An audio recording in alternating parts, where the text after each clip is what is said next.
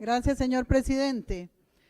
El 15 de septiembre del 2022, este plenario legislativo nos encomendó a todas las fracciones, por medio de 7 representantes, la tarea de investigar las presuntas estructuras irregulares de financiamiento a favor de partidos políticos durante la campaña presidencial 2022. El 21 de septiembre se instaló la comisión y sus integrantes me designaron presidenta, por lo cual agradezco la confianza que depositaron en mí para llevar a cabo esta compleja tarea, tan importante como es la de presidir una comisión investigadora. Aclaro, en defensa de la comisión y por respeto a las diputaciones que integraron esta comisión, que el circo y lo vergonzoso de la comisión investigadora lo fue precisamente el desconocimiento del reglamento legislativo de las diputadas gobiernistas. Por otra parte, lo verdaderamente nefasto y ridículo fue de igual manera la descalificación del trabajo de las demás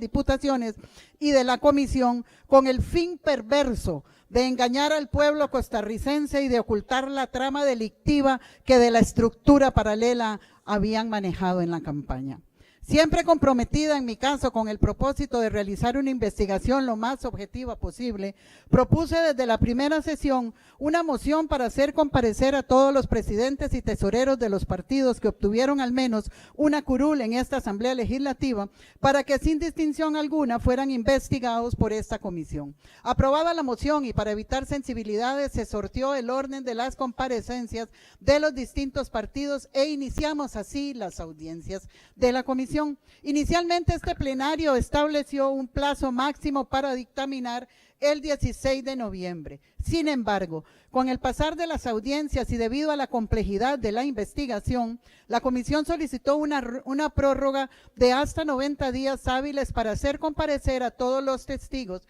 ya que aún faltaba alrededor de 16 comparecientes, en su mayoría los financistas de la campaña de Rodrigo Chávez, ahora presidente de la República. Entre otras personas faltaban por comparecer los señores financistas Arnoldo André Tinoco,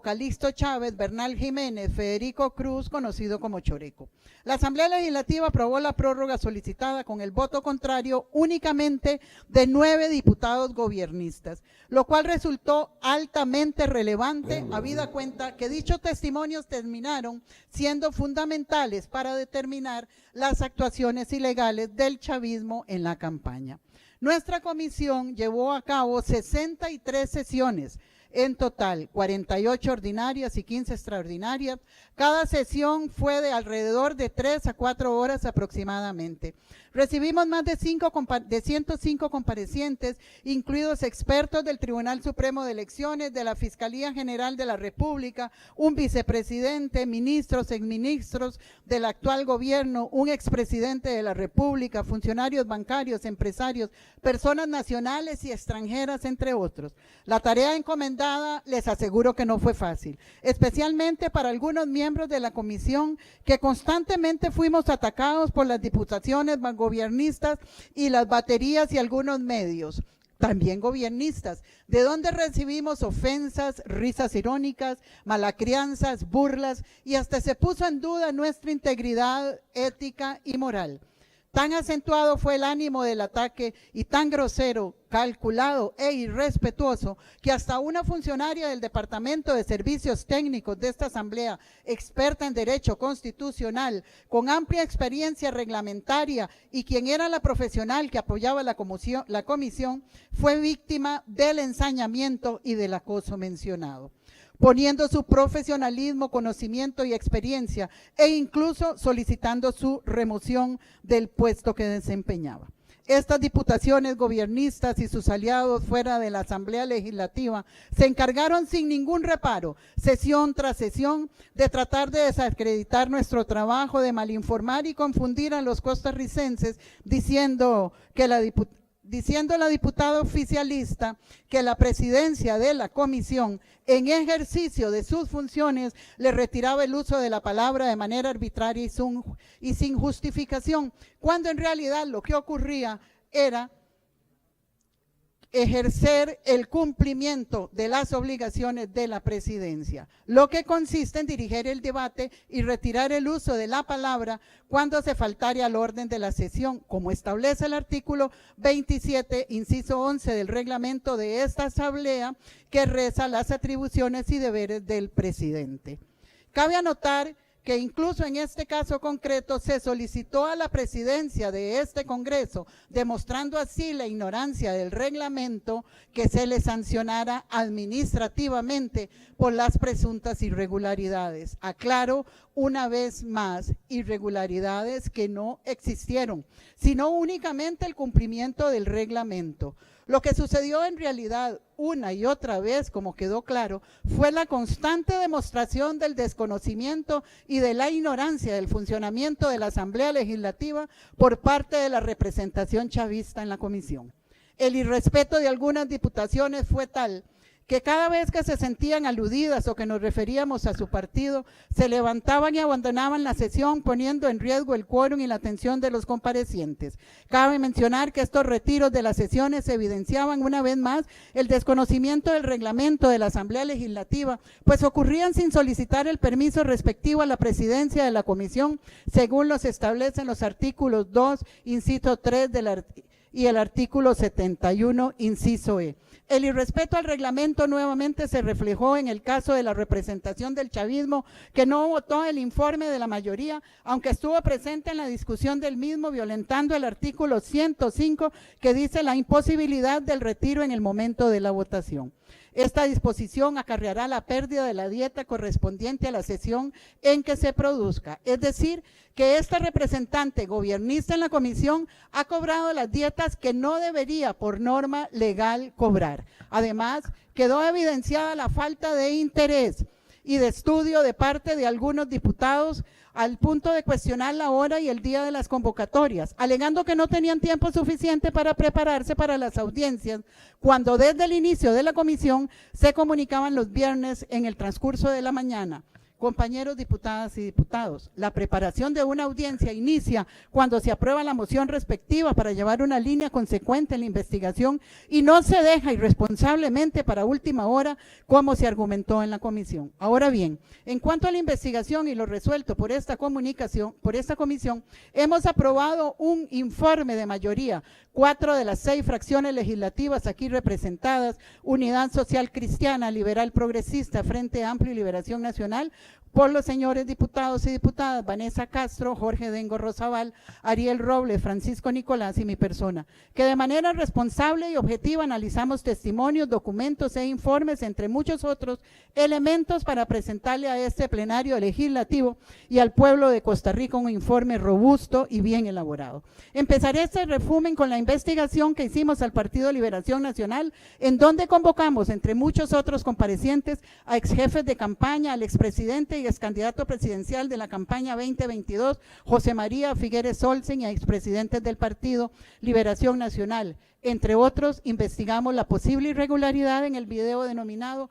Salto al Vacío y pudimos concluir que el video no fue reportado al Tribunal Supremo de Elecciones como una donación en especie o similar, que el señor Moisés Fackler Gruspan pagó a la empresa el Dream Team la producción de un video que se presume fue el Salto al Vacío, y que además el Tribunal Supremo de Elecciones concluye en su informe que este video constituyó una evidente propaganda político-electoral. 4. Además, de manera responsable y objetiva, recomendamos al Ministerio Público se investigue si configuraron los delitos de perjurio y falso testimonio por las contradicciones entre los comparecientes, así como también lleven hasta las últimas instancias las investigaciones penales. Ahora bien, en la investigación del caso de la presunta estructura paralela de financiamiento del ahora presidente de la República y su partido Progreso Social Democrático, esta comisión pudo constatar que a favor del partido Progreso Social Democrático se hicieron aportes, pagos y donaciones a una cuenta de un tercero y no a la cuenta del partido, como lo establece el artículo 122, que dice cuenta bancaria única para financiamiento privado. Lo anterior fue constatado por el compareciente José Eduardo Vargas Rivera, que describió cómo un miembro del Directorio Nacional del Partido Progreso Social Democrático se enteró de las donaciones que se hacían de manera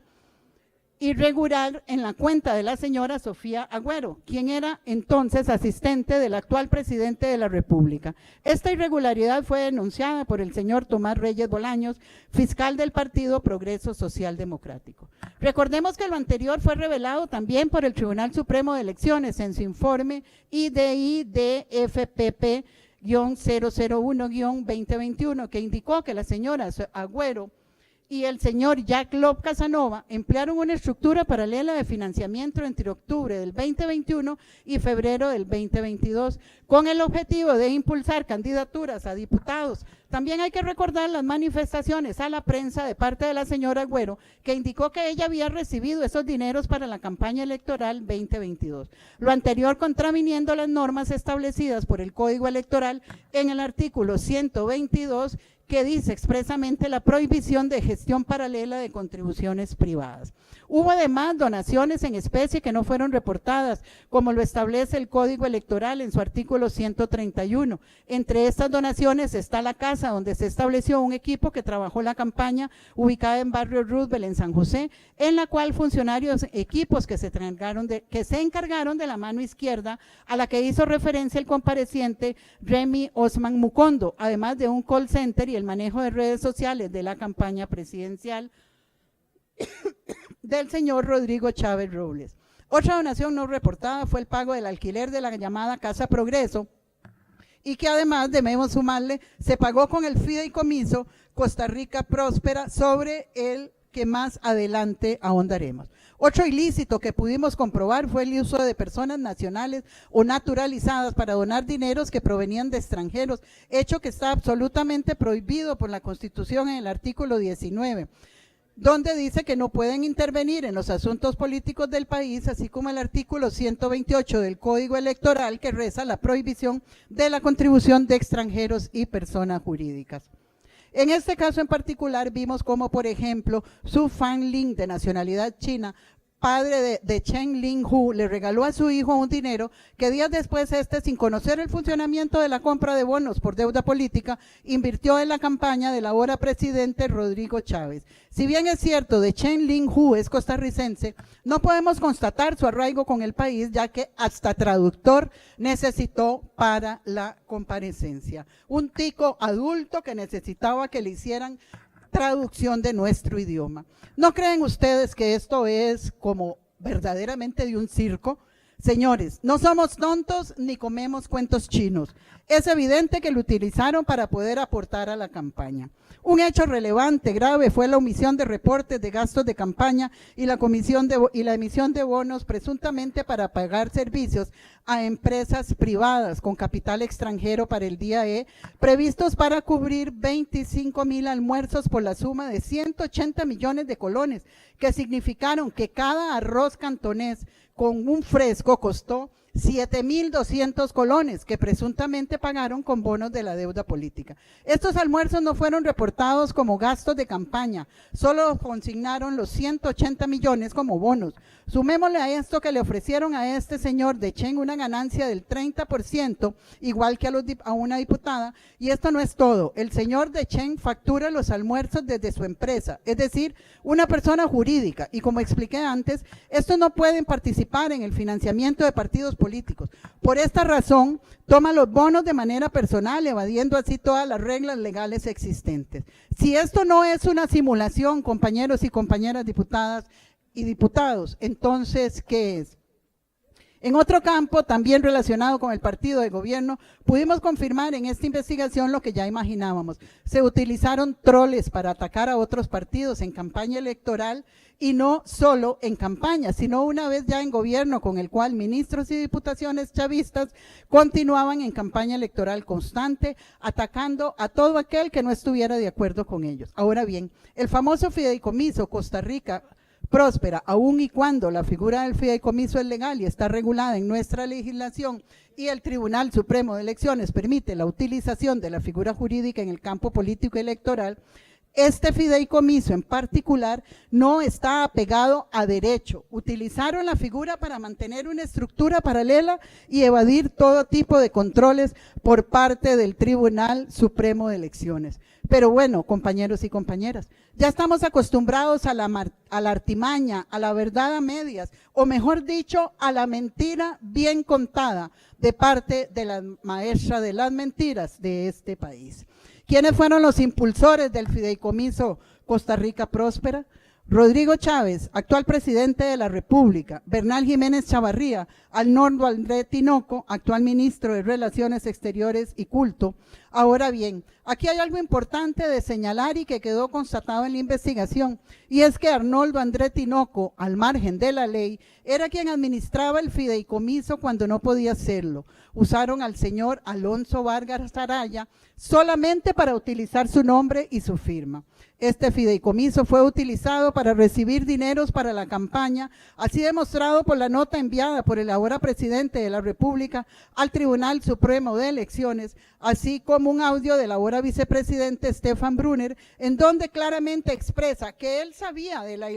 la ilegalidad en la que estaban incurriendo. También, si recuerdan, compañeros y compañeros, la famosa cena millonaria para recaudar fondos para el entonces candidato a la presidencia, Rodrigo Chávez Robles. El oficialismo ha mantenido la tesis de que el fideicomiso se cerró un día antes de ser supuestamente electo como candidato oficial, lo cual es completamente falso, ya que a todas luces ya era candidato presidencial desde hacía mucho tiempo, y así quedó constatado por varios comparecientes que así lo indicaron bajo la fe de juramento. Además, les invito a revisar el informe que estamos discutiendo hoy, compañeros y compañeras diputadas y diputados, donde hay imágenes de las cuentas del fideicomiso en las que constan depósitos y pagos por concepto, por ejemplo, del pago de planillas del call center del Partido Progreso Social Democrático, así como pago de alquileres de la sede del partido, viáticos a candidatos a diputados, banderas, publicidad, como la que se le contrató a la empresa Madison Revolution y a Alejandre Broque, que dicho sea de paso, aún esperan el pago de sus servicios. En fin, quedó demostrado una y otra vez, en una comparecencia y en otra, en una audiencia y en otra, que el fideicomiso fue utilizado para evadir controles y recibir dineros al margen de la ley. Pero bueno, como son especialistas en la mentira y en evadir la ley, recordemos que hasta el personal de call center lo tenían sin pagarle el seguro social. Y así, compañeros y compañeras, fue como se aclararon los nublados del día y llegamos a este informe, con conclusiones y recomendaciones bien fundadas, trabajadas a conciencia y con las pruebas suficientes para que recaiga todo el peso de la justicia a quienes se vieron involucrados en esta maraña. Hemos recomendado al Ministerio Público se investiguen todas aquellas irregularidades que se encontraron en el transcurso de la investigación, así como aquellas que ya tienen causas abiertas para que caiga todo el peso de la ley sobre quienes hayan participado en la comisión de un delito. Eso es a lo que nos obliga nuestro marco jurídico y a eso es a lo que nos obliga nuestra conciencia costarricense en defensa de nuestra democracia. Además, instamos al Tribunal Supremo de Elecciones, que es la entidad especializada en el tema electoral, para que construya en conjunto con esta Asamblea Legislativa un proyecto de ley que venga a cerrar todos aquellos vacíos o lagunas existentes o puertas giratorias como pueden estar ocurriendo en este momento, porque queda demostrado en este informe que hay espacios por donde puedan transitar figuras oscuras para tratar de maniobrar a su favor y de ensuciar así nuestras elecciones y nuestra democracia costarricense. Debemos cerrar estas lagunas existentes y debemos llenar estos vacíos con una robusta legislación para que así podamos evitar cualquier financiamiento político electoral al margen de la ley y que no se burle el sentimiento de nuestra democracia y del ser costarricense. En el plano político, no quiero cerrar esta intervención sin subrayar que nuestro deber es investigar, investigar con profundidad, investigar a conciencia, investigar con denuedo, informar y legislar en lo que sea necesario. Por eso es importante cerrar estas puertas giratorias y llenar estos vacíos por donde, reitero, transitan esas figuras, esos pasadizos oscuros por donde transitan las figuras que quieren usufructuar del recurso que maneja el Tribunal Supremo de Elecciones, del buen sentir del costarricense y de nuestra consolidada democracia. Por eso es necesario legislar, como lo hemos tratado de hacer en este proceso. Hemos informado, hemos investigado y vamos a tratar de legislar sobre eso. Insisto, para rellenar los espacios vacíos y cerrar esos zaguanes por donde transitan esas figuras oscuras. Sin embargo, también debemos dar testimonio de apego a los valores que rigen nuestro país, por lo cual es clara y categóricamente reprochable que haya habido personas que institucionalizaron la mentira durante la investigación, el mutismo encubridor y el negocio de ganancias personales a costa del erario. Compañeros y compañeras diputados y diputadas, yo creo que aquí debemos ponernos la mano en la conciencia y poner el corazón y el sentimiento costarricense en resguardo de nuestra paz, de nuestra estabilidad y de nuestra democracia, y votar este informe en donde se ha hecho un trabajo minucioso, un trabajo de investigación y un trabajo a conciencia, fundamentalmente, reitero, en defensa de la democracia costarricense. Muchísimas gracias, señor presidente.